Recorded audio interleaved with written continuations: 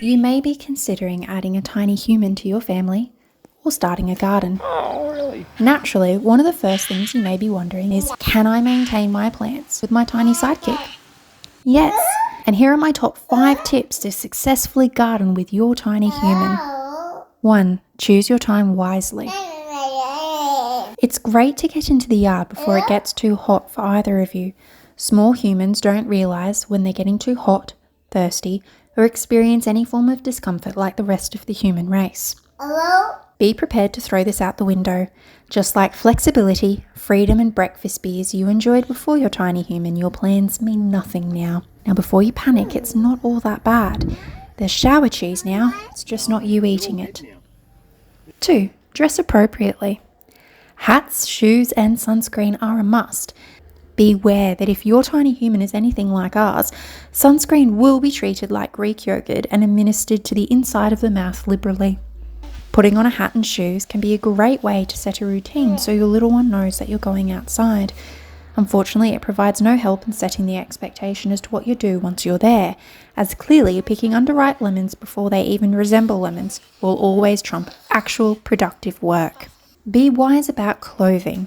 Small humans will figure out how to take their nappies off eventually, and you will have a half-naked child running around your yard whilst you look for their pants. 3. Setup. Take the time to grab what you need whilst your tiny human immediately pulls everything out within reach. Check for snakes in the immediate vicinity, and if snakes aren't your thing to worry about, might be birds of prey or big cats. You get the idea. And note where the shade is in your garden to work in. Then completely ignore where the shade is, as your small human will undoubtedly go elsewhere, probably the hottest part of the yard, and continue scanning for snakes as you tour the entirety of your garden and probably the neighbours.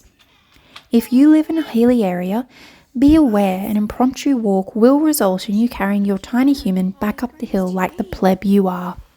Just a little bit. 4. Expectations. As you're likely to move from plant to plant in accordance with your small human's whim, set your expectations to realistic goals. For example, when pruning, my goal is to prune 1 complete plant. Keyword, complete.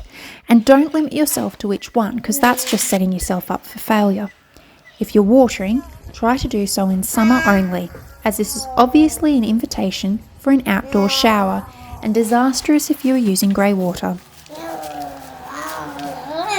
It's important to remember that picking flowers will be a daily activity, but they are going to be dissected before they ever get inside. You'll likely wonder if anything will bloom in your garden again, or walk into the lounge room and think that Lilith's been to visit. 5. Be prepared. Bring water out for yourself and your tiny human. You may have been able to duck inside for a drink under a minute before, but everything now is going to take you at least 4 times longer. And you don't want to waste the 20 minutes when your kid sits still long enough for you to do anything before it gets too hot to work.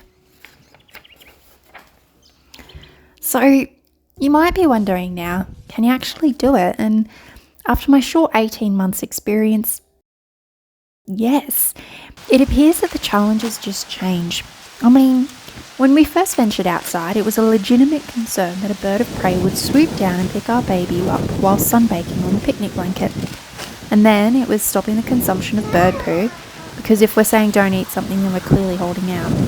And now the biggest worry is eating all our tomatoes before they're ripe and then complaining they don't taste like the ones that we serve at dinner.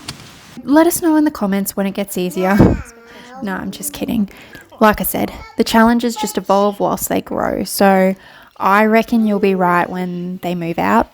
But I like to think that I'm raising an intelligent small human, so whilst they want independence, they'll likely realise that moving out will equate to homelessness. They'll probably stick around pestering us for a donga, or simply just move into the backwood shed. No. It's all coming together.